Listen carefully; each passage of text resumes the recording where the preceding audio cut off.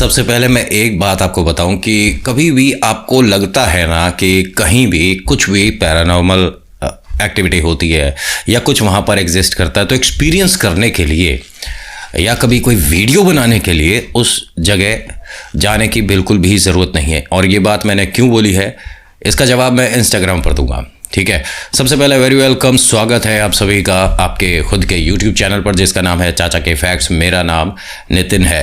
हर हर महादेव, जय श्री श्याम। आज जो मैं आपको कहानी सुनाने वाला हूँ ये मेरठ से है और जिन्होंने मुझे भेजा है इन्होंने मुझसे कहा है कि नितिन, जैसा बहुत बार मैंने आपकी कहानियों में सुना है कि बालाजी जाने के बाद, मतलब मेहंदीपुर बालाजी जाने के बाद सब कुछ नॉर्मल हो गया, सब कुछ ठीक हो गया, लेकिन अभी मेरे साथ ये मानिए कि मेरा ट्रीटमेंट चल रहा है और मुझे समझ नहीं आता कि क्या ये अब पूरी ज़िंदगी मेरे साथ ही रहने वाले हैं। और हाँ, आपके पास भी कोई ऐसी कहानी है तो प्लीज़ मेरे साथ शेयर करिएगा। इंस्टा आईडी आपको पता ही होगा, बाकी डिस्क्रिप्शन में पूरी डिटेल मिलेगी आपको हमारी टीम से संपर्क करने के लिए। जो लोग नए आए हैं उन्हें बता देता हूँ जल्दी से कि यहाँ से मैं फैक्ट, ईश्वर से जुड़े चमत्कार, रोचक पौराणिक कथाएं और तीसरी शक्ति के प्रकोप के बारे में बात करता हूँ। पहले चैनल का इंट्रो, उसके बाद शुरुआत करते हैं। हर हर महादेव।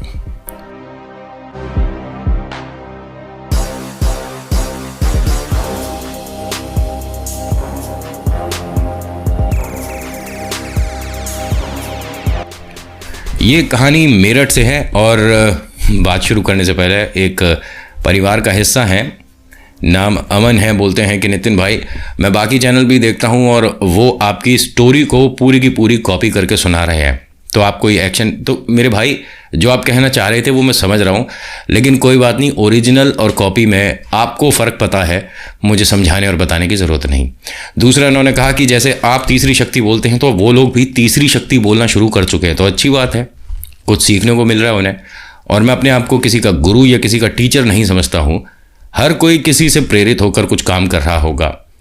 अच्छी बात है अगर मैं किसी की प्रेरणा बन रहा हूँ, मुझे इसमें कोई आपत्ति नहीं। वो अलग बात है कि अगर उन्होंने पूरा ही कंटेंट उठाकर कॉपी कर दिया तो बहुत बड़ी टीम है हमारी, एक्शन लेने में देर नहीं लगाएंगे। खैर, अभी कहानी पर आइएगा। ये मेरठ से कहानी है और भेजने वाली हैं श्वेता, और यही नाम है इनका, कोई नाम में परिवर्तन नहीं है। और श्वेता अभी फ़िलहाल 3 साल मद्रास रहकर आई हैं, उसके बाद भी इनके साथ वही सब समस्या जुड़ी हुई है। शुरुआत कहाँ से होती है? ये रहने वाली वैसे दिल्ली की थी, मेरठ ये कॉलेज की वजह से, पढ़ाई की वजह से गई थी जहाँ इनका एडमिशन हुआ। क्यों? क्योंकि मेरठ में जो प्रोफेसर हैं वो इनके रिश्तेदार हैं। तो अब आगे आप समझ सकते हैं कि अच्छे से एडमिशन, पढ़ाई में थोड़ा सा फ़ायदा, नोट्स अच्छे से मिल जाने, जब कोई घर का अंदर डिपार्टमेंट में हो हर किसी को फ़ायदा होता है। और ये तो स्कूल कॉलेज की बात है, अगर नोट्स मिल जाते हैं थोड़ा सा पढ़ाई में आसानी हो जाती है। बाकी दिमाग मत लगाइएगा कि ये किस वजह से उस कॉलेज में है। उस कॉलेज में रह रही हैं और एक अपनी फ्रेंड के साथ इन्होंने रूम शेयर कर रखा है। और इनको ना, मतलब इतनी अच्छी जगह रूम मिला है कि आस पड़ोस में ये मानिए सब घर परिवार वाले हैं, कोई भी इन्हें ये नहीं मानता कि कोई बाहर से लड़की यहाँ पर आकर रह रही है। कभी कभी बिटिया को कोई ज़रूरत होती है तो ये मानिए माता पिता बनकर कम से कम 5 या 6 फैमिली हैं जो कि इसके लिए आ जाते हैं, इसके लिए भी और इसके साथ जो रह रही है लड़की उसके लिए भी। बहुत प्यारे लोग हैं, सज्जन लोग हैं और सभी मिडिल क्लास फैमिली है यहाँ पर। कोई भी मैं रईस हूँ, मैं अमीर हूँ, मैं पैसे वाला, इस टाइप का अजीब इंसान नहीं रहता। लेकिन इनके घर से ये जो, थोड़ा समझिएगा किस तरह का इनका कॉलोनी है। राइट हैंड साइड पर जाते आगे 5-6 मकान के बाद वो रोड बंद हो जाती है, मतलब दीवार है, वो एक डेड एंड है, उसके आगे कुछ नहीं है। एक ग्राउंड है उसके पीछे जिसकी वो दीवार आती है। तो ये सभी लोग अपना दीवार के सहारे इन्होंने कुछ अपनी बैडमिंटन कोर्ट टाइप का सा बना रखा है, खेलने के लिए वो जगह बना रखी है, अपना लाइट्स वगैरह लगा रखी हैं, अच्छे से टाइम पास हो जाता है। तो कई बार इनकी ये जो कभी बॉल, कभी इनका शटल, ठीक है, ये उस तरफ भी गिरा है और हाँ, कॉलोनी के कुछ बड़े बच्चे भी हैं जो कि दीवार कूद कर वो ले आते हैं, कभी कोई प्रॉब्लम हुई नहीं है। अब होता क्या है कि पहले मैं आपको छलावा बताता हूँ क्या होता है। जैसे आप भूत प्रेत आत्मा पिशाच इन सब को किसी न किसी अलग रूप से समझते होंगे कि ऐसे होते हैं, लेकिन एक बात सबसे अलग है इनमें, वो है छलावे की। छलावा जैसे कि नाम से भी आपको पता चल रहा है, ये इस प्रजाति का एक ऐसा सैनिक है जो कि किसी भी काया को बनाने में सक्षम है, किसी भी रूप में आने में सक्षम है। उसे कभी भी किसी भी रूप में कन्वर्ट होने में, बदलने में देर नहीं लगती है। विद इन फ्यू सेकेंड्स और उससे भी कम समय में ये अपने आप को बदल सकता है। और यहाँ एक बात जो छलावे की सबसे ख़ास और डरावनी है, वो आपके जान पहचान वालों की भी शक्ल में दिख सकता है। दूसरी बात, जब भी ये आपको मतलब अपने होने का, अपने ओरिजिनल रूप में आने का एक एहसास दिलाता है, उससे पहले ये आपको पानी तक लाता है। और अगर आप पानी तक आते हैं, चाहे वो रोड पर जमा हुआ थोड़ा सा पानी ही क्यों ना हो, उसके बाद उससे निपटना बड़ा भारी पड़ जाएगा। कहा जाता है कि हनुमान चालीसा का पाठ भी पूरा नहीं हो पाता अगर छलावा पानी तक आपको ले आए, समझ लीजिए। लेकिन ये ऐसा नहीं है जैसे कि किसी के शरीर में प्रवेश करने के बाद उसको नुकसान पहुंचाए। ये जब नुकसान पहुंचाएगा तो अपने रूप में आके नुकसान पहुंचाएगा, यानी कि पीठ पीछे कुछ नहीं, फ्रंट से सामने से। ये भी कह सकते हैं कि दमदार है, किसी से कम नहीं है। ये एक ऐसी शक्ति है जिसको आज तक ये पैरानॉर्मल स्टडी करने वाले समझ नहीं पाए हैं। बहुत सारे उन्होंने जितने भी ये घोस्ट हंटर्स हैं जो कि ओरिजिनल हैं, प्लीज़ ये यूट्यूब वाले नहीं हैं, मैं घर से निकला भूत दिख गया, इस पिक्चर में भूत है, ये फालतू के नहीं, जो ओरिजिनल हैं, जिन्होंने स्टडी करी है, ठीक है। और इसकी स्टडी, पैरानॉर्मल स्टडीज़ जो हैं, ये तकरीबन 12-13 साल से कम का समय नहीं लेती हैं। कोई 6 महीने में सीख गया, कोई 2 महीने में सीख गया। खैर, हमारे हिंदुस्तान में चीज़ें जल्दी सीख जाते हैं लोग, और अगर यूट्यूब पे हो रहा हो तो पता नहीं क्या क्या सीख जाते हैं। तो होता क्या है कि मैंने छलावे को थोड़ा सा आपको अच्छे से समझा दिया। अब ये जो बिटिया है, ये कॉलेज से आती है, अपनी फ्रेंड से बोलती है कि मुझे आज ना, मतलब कॉलेज में भी बड़ा अजीब लग रहा था, और जब मैं आई हूँ तब से कुछ ऐसा लग रहा है कि मुझे कुछ अजीब सी आवाज़ आ रही है। मतलब एक तरह का जैसे कहते हैं ना, क्रिस्टल क्लियर सुनना, ऐसा नहीं है, लेकिन कोई फुसफुसाने की आवाज़ आ रही है मुझे लगातार। तो उसने कहा ऐसा कैसे हो सकता है, मतलब एक काम करते हैं, ये किसी डॉक्टर को एक बार कंसल्ट करते हैं, दिखा ले। वो कहती है नहीं, ऐसी भी कोई प्रॉब्लम नहीं है कि डॉक्टर को दिखाऊं, लेकिन कोई कुछ बार बार ऐसा लग रहा है, कोई फुसफुसा रहा है या कुछ कहना चाह रहा है, मुझे समझ नहीं आ रहा है। नॉर्मल सी बात है, दोनों भूल गई। अपना रात में अच्छे से खाना वाना बनाती हैं, खाती हैं, बाहर आ जाती हैं, दोनों बैडमिंटन वगैरह खेलती हैं, कॉलोनी में सबसे अच्छी खासी बातचीत है। तभी एक और वहाँ पर बिटिया है, उसने कहा कि मुझे बड़ा अजीब लगा है, 2 दिन से मैं सो नहीं पा रही हूँ जब से मैं उस होटल के सामने से निकली हूँ। बात जब कुछ इस टाइप की हो ना, तो हर कोई ध्यान देने लगता है। अब वहाँ पर सब ये हम उम्र हैं, मतलब तकरीबन 22-23 साल के हैं ये सभी लोग। इनमें 3 लड़के थे और ये करीब 4 लड़कियां हैं, आपस में बैठे बात कर रहे हैं। तो लड़कों ने पूछा कि तुम उस होटल की तो बात नहीं कर रही जो कि बहुत समय पहले से बंद है और उसकी मतलब आसपास की लाइट वगैरह भी ख़राब है, बड़ा डरावना सा जो है। उसने कहा हाँ वो ही होटल है, और मुझे समझ नहीं आ रहा कि ये हो कैसे रहा है, और मैं ना चाहते हुए उसके सामने से निकल रही हूँ। तो श्वेता ने कहा कि फिर तू उसके सामने से निकलती क्यों है? उसने कहा मजबूरन, क्योंकि मेरा ट्यूशन ठीक उसके 2 घर छोड़कर ही है, वहाँ पर जाना पड़ता है। मैं उस तरफ नहीं देखना चाहती, बिल्कुल नहीं देखना चाहती, और जानबूझ के मेरी नज़रें उस तरफ उठती हैं। तो उन्होंने कहा तो बंद होटल को देखने में ऐसी प्रॉब्लम ही क्या है?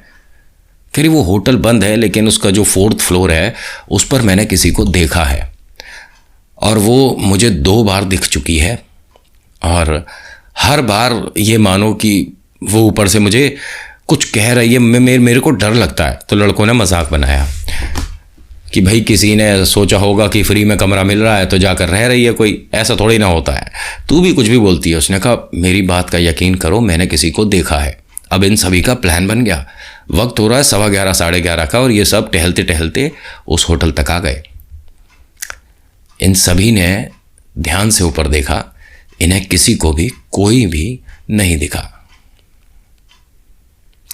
अब वो लड़की है, उसने भी पलट कर देखा, क्योंकि भाई सब इसके साथ हैं तो अब फिलहाल डर नहीं रही है, इसे भी कोई नहीं दिखा। लेकिन जैसे ही श्वेता ने भी दोबारा से एक बार जाते में पलट कर उसे देखा है तो हाँ, एक लड़की है तकरीबन 16-17 साल के आसपास, और वो जंगले के कोने पर बैठी हुई है और उसके हाथ में बहुत बहुत बहुत एक लंबी सी डोरी है जो कि ज़मीन तक आ रही है। उसमें नीचे एक खिलौना बंधा हुआ है और वो उसे एक तरह से झुला रही है। ये सब उसने क्लियर देखा है, यहाँ तक कि खिलौना भी पहचाना है कि ये इस तरह का टेडी बियर तो हमारे घर पर भी है। और पलटकर वो बोल भी गई उसे, मतलब जवाब दे दिया कि हाय, ऐसा मेरे पास भी है मेरे रूम में। अब इसके सभी फ्रेंड वगैरह रुक गए। क्या है तेरे रूम में, क्या बोल रही है, किससे बोल रही है? तो उसने कहा अरे वो जो बैठी है ना लड़की, उसने एक जो टेडी दिखाया वैसा सेम हमारे रूम में भी है। उसने कहा कोई लड़की नहीं बैठी है, किससे बात कर रही है? अब इसकी फ्रेंड बोलती है कि इसकी सुबह से ही तबीयत ख़राब है, आज बड़ा ऑड सा महसूस कर रही है, जाने दो, इसकी बात पर ध्यान मत दो, ये हो सकता है हमें डरा रही हो। रूम आती है लेकिन इसे नींद नहीं आ रही। अभी तक वो खिलौना, वो टेडी बियर छोटा सा, इसका फेवरेट था, जो कि आज इसे डरावना लग रहा है। किताबों पर रखा हुआ है वो।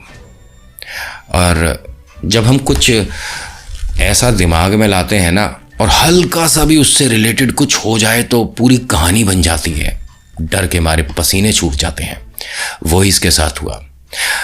भाई वो टेडी बियर किताबों के कॉर्नर पर रखा हुआ था। हल्का सा कभी कभी होता है ना, किसी चीज़ को आपने एज पे रखा हुआ है तो वो धीरे धीरे धीरे धीरे फिसलते फिसलते गिर भी जाता है। जैसे कि किचन के बर्तन कभी कभी हिल जाते हैं, गिर जाते हैं, अक्सर हो जाता है। और ये कोई पैरानॉर्मल एक्टिविटी नहीं है। जैसे ही उसका टेडी बियर गिरता है वो खड़ी हो जाती है, लाइट जलाती है और कहती है कि मैं सो नहीं सकती, मुझे यहाँ डर लग रहा है। तो उसने कहा ठीक है, नाइट बल्ब बंद कर दे और अपना लाइट जलाकर सो जा, ऑन रख, मुझे कोई दिक्कत नहीं है। उसने कहा नहीं, मैं इस रूम में नहीं सोऊंगी, मेरे को ये घर छोड़ना है, मुझे डर लग रहा है। उसने कहा घर छोड़ना है? अरे अभी हमारी पूरी क्लासेस बची हैं, एग्ज़ाम आने हैं, पढ़ाई करनी है, कॉलेज से बाहर, तो क्या बोल रही है, किस बात से, मतलब कोई बात भी है, वैसे ही डर लग रहा है। उसने कहा तुम में से किसी ने नहीं देखा, लेकिन उस लड़की को मैंने देखा है। और तुम यकीन करो, मैंने उसे, मतलब उस धागे से उस खिलौने को झुलाते हुए भी देखा है। तो उसने कहा ये कुछ ज़्यादा हो रहा है और तू मुझे मत डरा, क्योंकि मैं वास्तव में नहीं डरने वाली, मैं बचपन से बालाजी की भक्त हूँ मुझे नहीं डरा पाएगी। उसने कहा अच्छी बात है, हनुमान चालीसा पाठ मैं भी करती हूँ, लेकिन आज मैं डर रही हूँ, क्या करूँ बता। उसने कहा बालाजी को याद कर और सो जा, कोई प्रॉब्लम नहीं होगी। इसने कोशिश करी लेकिन ये हनुमान चालीसा नहीं पढ़ पा रही है। 2 बार 3 बार शुरू कर रही है, बार बार कभी घर से फ़ोन आ गया, कभी किसी फ्रेंड का फ़ोन आ गया, तो अटक जाती है बार बार बीच में। मतलब वो करने नहीं दे रहा है, सॉरी करने नहीं दे रही है, जो ठीक दरवाजे के बाहर खड़ी है। इनके दरवाजे को खटकाया जाता है। दोनों एक दूसरे को देखती हैं कि अब इस वक्त कौन आया है। रात का 1:30 बज रहा है, समझना मुश्किल है। दरवाज़ा खोलकर देखती हैं और इनका जो दरवाज़ा है ना, इसके सामने कोई गेट नहीं है। मतलब ये दरवाज़ा होते हैं ना बहुत सारे मकान जिनका दरवाज़ा डायरेक्ट रोड पे ही खुलता है। अब ये देखती हैं उन्हें और कहते हैं हाँ बताइए कौन हो और क्या, किस लिए आपने दरवाज़ा नॉक किया है। तो कहते हैं कि बताशे चाहिए थे, कम पड़ रहे हैं, और उसने कहा था कि आपके पास मिल जाएंगे। बताशे चाहिए? आप दिमाग ठीक है आपका? कंप्लेंट कर देंगे, निकलिए यहाँ से, कौन हो? उनका बताशे मांगे हैं और इसके बाद अभी तो वो भी आएगी, उसे भी ऐसे ही बोल देना। और वो बोलकर चला गया। ये तकरीबन 37-38 साल का कोई आदमी था जिसके हाथ में एक बड़ा सा थैला था। बस इतना ही इन्हें ध्यान है। अब वो जब चला गया तो इन दोनों को समझ नहीं आया कि ये था कौन और हमारे घर तक कैसे आया। दोबारा इनका दरवाज़ा खटकाया जाता है। अब ये डरते डरते पहले पर्दा हटाकर शीशे में से बाहर झांकती हैं। जो विंडो इनकी लगी हुई है वहाँ से इन्हें कोई नहीं दिख रहा। तो ये बोलती हैं कि जो भी है विंडो के सामने आइए, बिना हम देखे नहीं दरवाज़ा खोलेंगे। कौन हो? तो विंडो के सामने इन्होंने उसी लड़की को देखा है और इस बार वो दोनों को दिख रही है और वो दोनों को इशारे से बाहर बुला रही है। यहाँ बिना देखे दरवाज़ा नहीं खोल रहे थे और अब जो श्वेता है ये उसके साथ चल दी है। दरवाज़ा खोला है, ना कोई बात करा ना कुछ करा और ये उसके साथ चल दी है। इसकी फ्रेंड पीछे से इसे आवाज़ें दे रही है लेकिन वो रुक नहीं रही है। वो आगे आगे चल रही है, ये उसके साथ साथ जा रही है। अब ये जो इसकी फ्रेंड है ये बराबर के जो मकान हैं उन्हें जाकर नॉक करती है। वो भी परेशान हो जाता है कि रात के 1:30 बजे बिटिया आई है, क्या कोई समस्या तो नहीं हो गई? उसने बताया कि कोई लड़की आई थी जिसे हमने उस अजीब से डरावने से होटल में देखा था, वो भी छत पर, और ये उसके साथ गई है। उन्होंने कहा कि कब गई है? तो बताया कि करीब 10-15 मिनट हुए हैं, आप प्लीज़ चलिए मेरे साथ। उन्होंने कहा चलो बिल्कुल चलो। तो कॉलोनी के करीब 10-11 जने इकट्ठे हो जाते हैं कि वो बिटिया गई तो गई कहाँ। होटल भी जाकर वो सब खड़े हो जाते हैं तो वो कहीं भी नहीं दिख रही है। ठीक है, अब ध्यान से सुनना। 4th फ्लोर पर कुछ आवाज़ आती है। इन सभी की नज़रें उस होटल के 4th फ्लोर पर जाती हैं। वहाँ जहाँ पर वो लड़की छलावा श्वेता को दिखा था, आज उसकी जगह श्वेता बैठी हुई है और उसने एक हाथ में धागा पकड़ा हुआ है जिसमें उसका खिलौना बंधा हुआ है और वो उसे झुला रही है। अजीब सा कुछ बोल रही है, किसी को कुछ समझ नहीं आ रहा है। अब यहाँ सबके पैरों के नीचे से ज़मीन निकल गई क्योंकि ये यहाँ तक पहुँची कैसे है। नीचे के सारे दरवाजे बंद हैं, उल्टा चैनल लग रहा है लोहे का और उस पर बड़े बड़े ताले लग रहे हैं। पहुंची कैसे थी? कंप्लेंट करनी पड़ती है। कुछ सिविल ड्रेस में आते हैं और वो कहते हैं बिटिया घबराने की बिल्कुल ज़रूरत नहीं है, हम तुम्हारे को यहाँ से ले जाएंगे। ताला तोड़ा जाता है, चैनल खोला जाता है। करीब 1.5 घंटा लगा उन्हें वहाँ तक पहुँचने में और इसे कितनी देर लगी थी? 15 मिनट, जैसा कि इसकी फ्रेंड ने बताया था कि 15 मिनट हुए उसे घर से गए। 1.5 घंटे में उस तक पहुंचते हैं। बिटिया को जब उन्होंने उठाया तो थोड़ा वज़न ज़्यादा था क्योंकि छलावा देखिए उसने एक तरह से पकड़ रखा है, जाने नहीं देना चाहती जो भी है। लेकिन नीचे एक वो भी तो खड़ी है ना, बालाजी की भक्त, इसलिए बार बार थोड़ी सी हिम्मत कमज़ोर पड़ रही है। ये बिटिया नीचे आती है। इस बिटिया को उस होटल से नीचे लाया जाता है और जब ये आई है तब इसके बहुत सारी स्क्रैचेस थी, मतलब हाथ पर, गर्दन पर। पूछा इससे तुम ठीक हो? किसी ने बदतमीज़ी करी है? किसी ने छुआ तुम्हारे को? उसने कहा नहीं, बस वो है कि बहुत सारे लोग थे ना, एक बहुत कोई शादी थी और ऐसी कांटों वाली जगह शादी थी कि जहाँ से जब निकल रही थी ना तो सब ऐसा कांटे से लग रहे थे ना। कांटों में से क्या बोल रही हो तुम? कहाँ से आई हो? और ऐसा कुछ नहीं है बिटिया, तुम एक काम करो, तुम घर पहुँचो और सुबह तुम्हारे मॉम डैड को बुलाते हैं, देखते हैं क्या बात हुई है। उसने कहा मॉम डैड को तो आप नहीं बुला पाओगे। क्यों नहीं बुला सकते? क्योंकि मॉम डैड कहीं गए हुए हैं। झूठ बोल दिया। उनका आज सुबह फ़ोन आया था तो वो सब लोग कहीं गए हैं शादी में और उन्हें आने में तकरीबन 10 दिन लग जाएंगे। यहाँ इसकी फ्रेंड जो कि बालाजी को मानती है वो इसका हाथ पकड़कर कहती है कि मेरे साथ साथ तू अब हनुमान चालीसा पाठ करेगी। इसने हाथ छुड़ा लिया। इसने बोला कि मैंने तुझे मना नहीं करा है, तो तू भी मुझे मत सिखा कि मुझे क्या करना है। रही बात तेरे कुछ करने से, कोई फर्क नहीं पड़ेगा।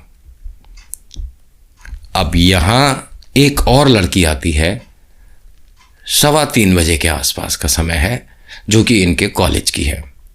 इनका दरवाज़ा खटकाती है, तो अब ये जो दूसरी वाली फ्रेंड है गरिमा, ये गुस्से में दरवाज़ा खोलती है कि अब कौन है, क्या ड्रामा हो रहा है ये आज। जैसे ही दरवाज़ा खोलती है तो उन्हीं की क्लासमेट है। अरे कुछ नोट्स चाहिए थे, तुम दोनों अभी जग रहे हो, सब कुछ ठीक है? उसने कहा हाँ अच्छा है कि तू आ गई, 2 से भले 3 है, अंदर आ जा। उसने कहा तू डरी हुई दिख रही है, क्या हुआ है? उसका नहीं बस मैं तुझे क्या बताऊं यहाँ क्या क्या हुआ है अभी। खैर कौन से नोट्स चाहिए तुझे, और इतनी रात गई तू अभी तक पढ़ाई कर रही थी?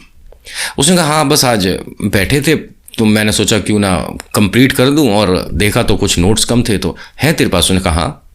चल एक काम करते हैं, अब काफ़ी समय तो हमने ख़राब कर लिया, मैं एक कप चाय बनाती हूँ और आज पढ़ाई करते हैं। वो कोने में बैठी हुई है श्वेता, और वो कुछ अलग ही बात कर रही है, कुछ अजीब ही बोल रही है, उसे किसी से मतलब नहीं। और ये जो है ना, जो फ्रेंड आई है, ये उसे देख देख के बार बार स्माइल कर रही है, और इसके हंसते के साथ ही वो भी इसे देखकर मुस्कुरा रही है। अब ये जो फ्रेंड है जो चाय बना रही है, ये चाय का कप लाकर रखती है दोनों के सामने। उसे अपने आप को परेशान करना ज़्यादा अच्छा लग रहा है अब श्वेता को। वो जो स्क्रैचेस थी, झाड़ियों में से निकली थी, पता नहीं क्या क्या बोल रही थी। चाय का कप रखा हुआ है जिसमें से धुआं निकल रहा है, वो इसने उठाया है और एक गटक में पी गई। जीभ और गला दोनों जल गया। इसे अच्छा लग रहा है। वो जो इसकी फ्रेंड है जो आई है, उसने अपना कप भी इसके सामने रख दिया और फिर हंसने लगी। यहां श्वेता भी हंसते हंसते उसे दोबारा पी गई। इतनी ज़्यादा गर्म चाय थी जो कि तकरीबन 5-10 मिनट तक शायद ही कोई पी पाएगा, जो कि तुरंत पी गई। अभी इन दोनों को पता है, लेकिन वो जो चाय का कप रख कर गई थी, वो अंदर से कुछ बिस्किट लेने गई थी, तो उसने देखा दोनों कप खाली हैं। पूछती है कि तुम दोनों ठीक हो? मतलब इतनी गर्म चाय तुम कैसे पी गई? तुम फेंक दी क्या इधर उधर? फिर उसने अपनी जीभ दिखाई।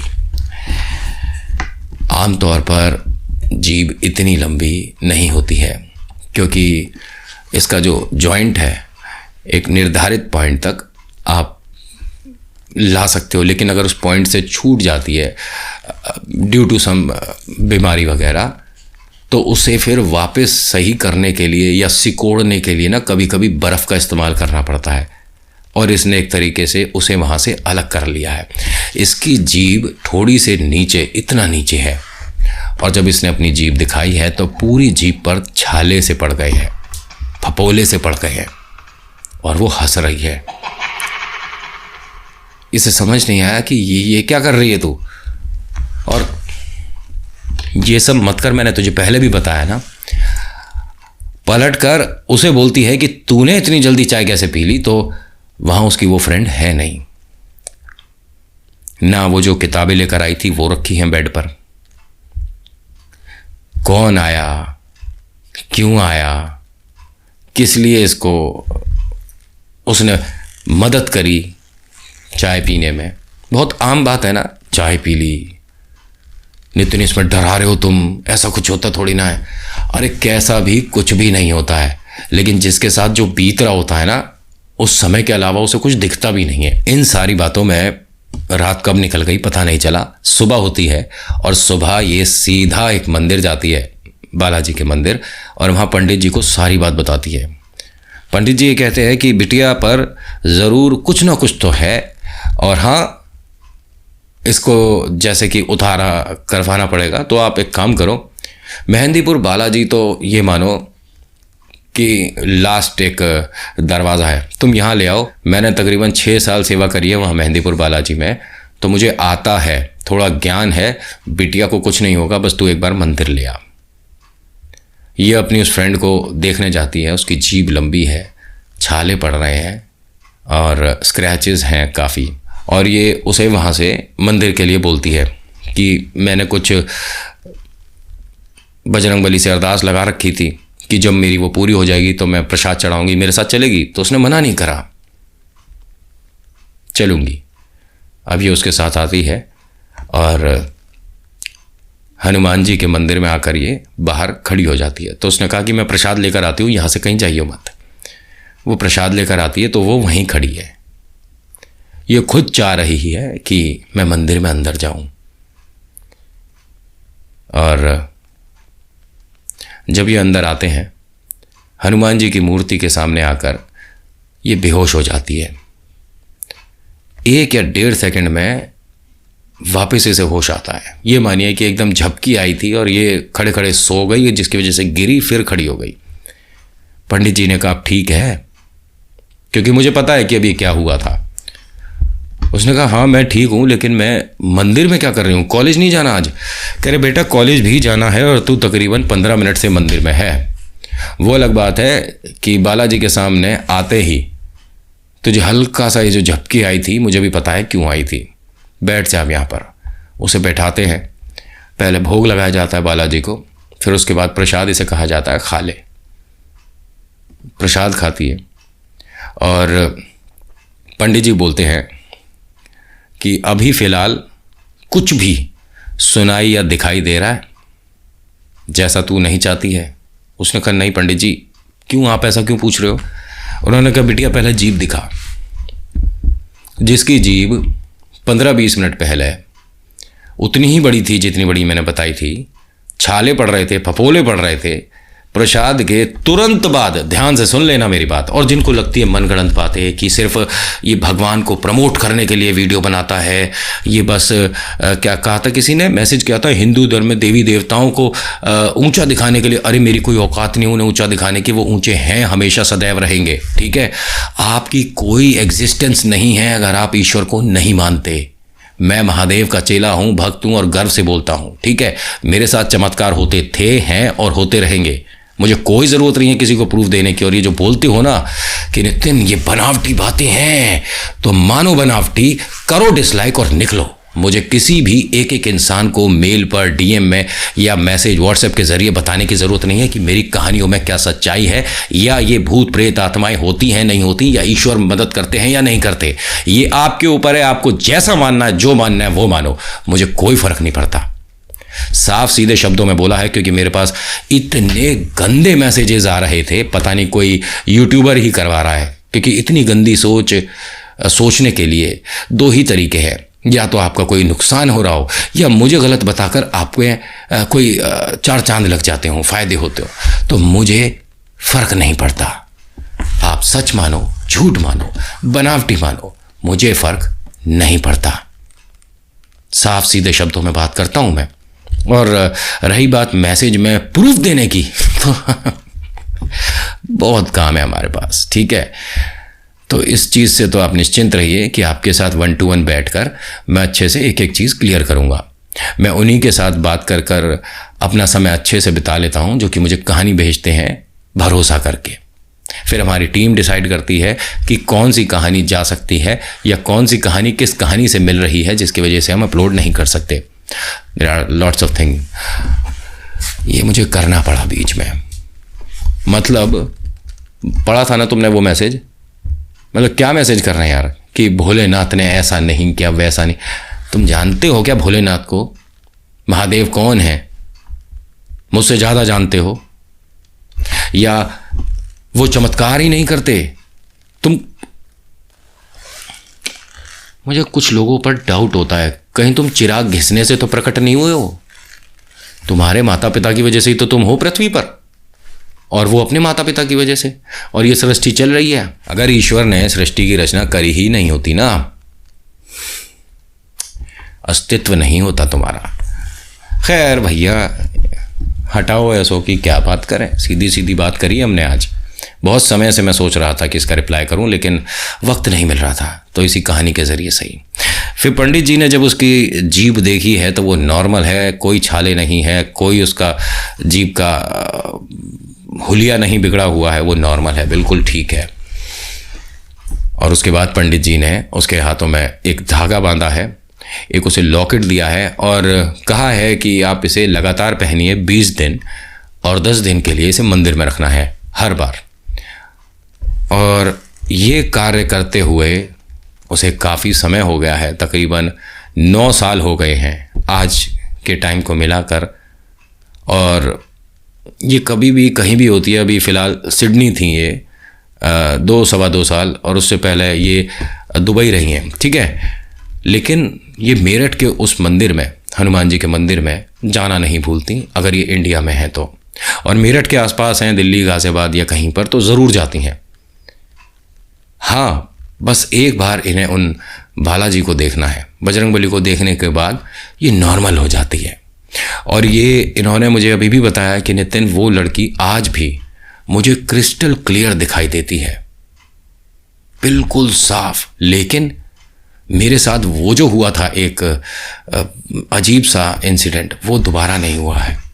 लेकिन हाँ, शायद ही कोई ऐसा दिन जाता होगा कि वो मुझे दिखे ना, कभी ऑफिस में, कभी घर पर। इसकी वजह से इन्होंने मनोवैज्ञानिक को भी दिखाया था, एक बार कंसल्ट किया था 3 महीने, लेकिन अब ये ठीक है। और इन्होंने तभी मुझे बोला था कि मुझे नहीं समझ आता कि मुझे क्या इसके साथ अब पूरी ज़िंदगी रहना पड़ेगा। ये ठीक है। और ये मेहंदीपुर बालाजी नहीं गई थी। आप यकीन करिएगा, बालाजी जो आपके घर के मंदिर में भी हैं ना, वो भी उतने ही चमत्कारी हैं। बस आप श्रद्धा से एक बार उनसे अरदास लगा कर देखो, कमाल तुम्हारे घर पर तुम्हें दिखेंगे। खैर, तो आज की कहानी में इतना ही है। आज की कहानी आपको कैसी लगी मुझे बताइएगा ज़रूर। अच्छी लगी तो प्लीज़ लाइक, शेयर, सब्सक्राइब करिएगा चैनल को। कुछ कहना चाहते हैं तो कमेंट सेक्शन में लिखिएगा जय श्री बालाजी महाराज, उसके बाद आपका नाम, आपकी जगह। So thank you so much for watching. मेरा नाम नितिन है। मुलाकात करूंगा आपसे एक अगली वीडियो में। हर हर महादेव, जय भोलेनाथ। धन्यवाद।